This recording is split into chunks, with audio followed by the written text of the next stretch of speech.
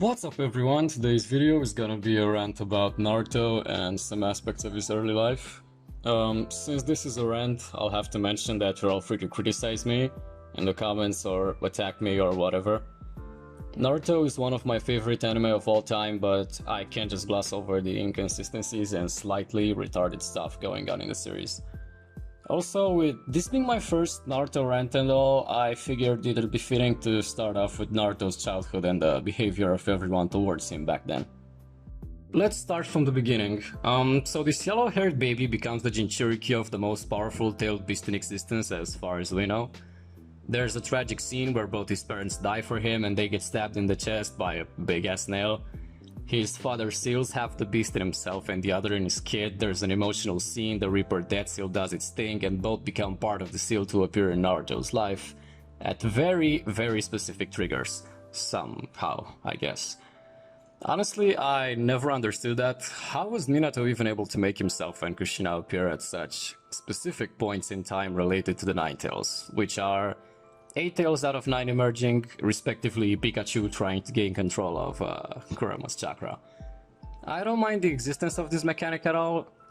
I just wish it was explained better and maybe used some other times too, since it seems to be so fucking broken, like you can just seal yourself in people and appear whenever the fuck you want in their life, I guess.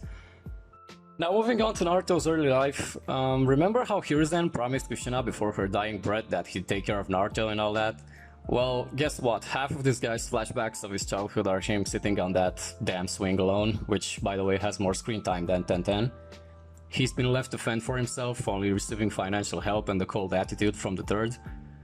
Also, the villagers hated him and attacked him a lot. There are lots of scenes highlighting that, like Naruto getting kicked out by shopkeepers for no apparent reason or something, excluding, of course, Ichiraku. This is way more retarded behavior than it seems because of reasons I'll be exploring here. First off, there have been a lot of Jinchuriki before Naruto. By that point, it's natural to expect that people know the most important aspect of this trait, which is make them angry or hateful and they'll go rampant if they don't have much control over their pet. It's easy, right? So the logical deduction here would be to not make them experience those feelings, so that they don't whip out those juicy tales and fuck up your stuff. Like, let's imagine that you, the viewer, are the entire Konoha Village. The moment you encounter Naruto, the Nine Tails owner, for the first time, two choices appear in front of you. A. Treat him like a normal human being so that he doesn't feel isolated, thus less prone to hate. Or B. Treat him like shit.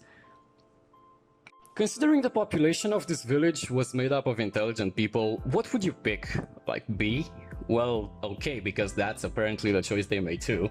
I can understand that they were afraid of him. I can also understand that the Nine Tails massacred the village not long before this.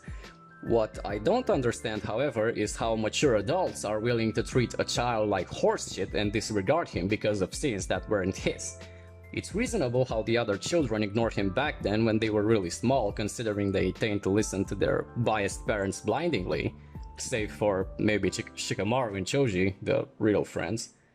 But what about Jiraiya, Kakashi, even the third Hokage who made a promise to a dying Kushina to take care of him? All of those three met and loved Minato, but they turn a blind eye to his son like this? Like, before any of you guys say, but how do you know they were aware he's Minato's son? Yeah, they were. Like, they'd have to be mentally retarded not to figure that out. He's the only other Pikachu-haired guy, save for Minato, and has the last name as that girl he was in a relationship with. Also the Datebayo quirk he got from her, like, you know.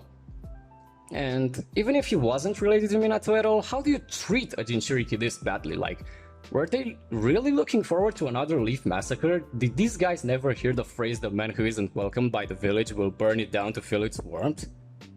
So I know it's kind of a stretch, but why didn't someone move in with him? Maybe the third should have put both him and Sasuke in the same room. It would have been funny as hell to see those two interact at the same living place. Or even the episode 1 guy, Iruka, he had no family of his own, right? He lived by himself, he was also a semi-functioning and responsible adult, whom Naruto personally recognized as his father figure, well, at least eventually. Why didn't Iruka just stay with him to alleviate his loneliness, make him less likely to, you know, have a fit of lonely rage and blow up the village?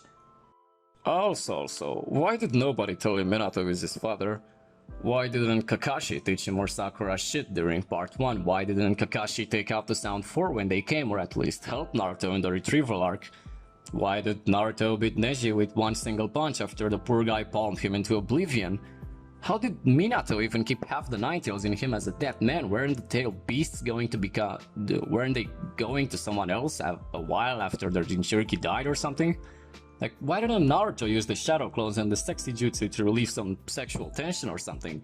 Questions, man, they are important. Jesus Christ.